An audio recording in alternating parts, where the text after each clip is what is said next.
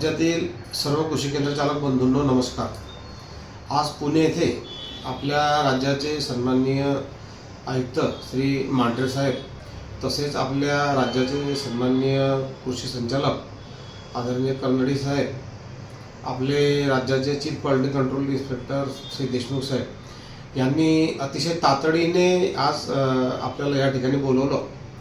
त्याचा उद्देश हा असा आहे की सध्या राज्यभरामध्ये रासायनिक खतांची मोठी मागणी असताना आपल्या पॉश स्टॉकमध्ये राज्याच्या 2,92,000 टनचा रासायनिक खतांचा साठा आज आपल्या स्टॉकमध्ये आहे। 2,92,000 टनचा साठा आपल्या स्टॉकमध्ये पीओएस मशीनमध्ये दिसत असताना प्रत्यक्षात राज्यातील आपल्या सन्मान्य लोकप्रतिनिधींमार्फत कृषी विभागाकडे खत का उपलब्ध होत नाही म्हणून वारंवार विचारणा होते। त्या अनुषंगाने कृषी विभागाने अतिशय कडक कारवाई करून ज्या कृषी केंद्र चालकाच्या पॉस मशीन अपडेट नसतील त्यांच्यावर आज कारवाईचे अतिशय कडक संकेत दिलेले आहे। मग त्यामध्ये लायसन निलंबन करायची असेल, लायसन रद्दची कारवाई असेल किंवा FIRची कारवाई असेल। कारण मागच्या 5 वर्षात 7 वर्षात पॉस मशीन सुरू झाल्यापासून अशा पद्धतीने एवढा साठा असणं हे काही आपल्या व्यवसायाच्या दृष्टीने चांगलं नाही आहे मित्रांनो।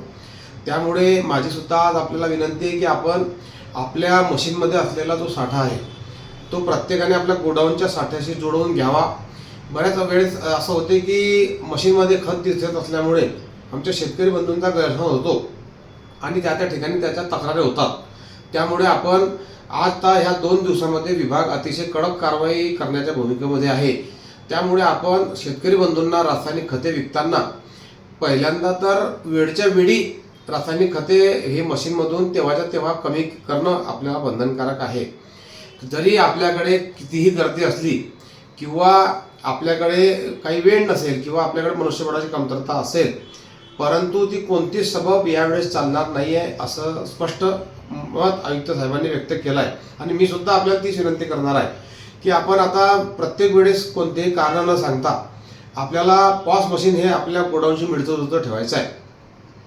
त्याशिवाय आपल्या राज्यामध्ये मित्रांनो नवीन युरिया आपल्याला मिळणार नाही आहे। कारण केंद्र सरकारकडे युरियाची मागणी किंवा अन्य रासायनिक खतांची जर मागणी विभागाने केली तर आपल्या पॉश स्टॉकमध्ये भरपूर खत साठा असल्यामुळे विभाग आपल्या राज्याला नवीन खत देण्यास तयार नाही आहे। आणि अशा परिस्थितीमध्ये मग आपण लोकप्रतिनिधी असतील किंवा शेतकरी बंधू असतील यांच्या रोषाला बळी जर आपल्याला पडायचं नसेल तर आपण ह्या संदर्भामध्ये तातडीने पाऊल उचलून आपला पॉश स्टॉक हा कमी करायचा आहे। या बाबतीमध्ये जर समजा आपल्याला काही अडचण असेल की आपल्या मशीनला काही प्रॉब्लेम असेल तर आपण ताबडतोब आपल्या जिल्ह्याच्या कृषी विकास अधिकारी जे असतील त्यांचे संपर्क साधावा, त्यांना त्या प्रसंगी लेखी द्यावं।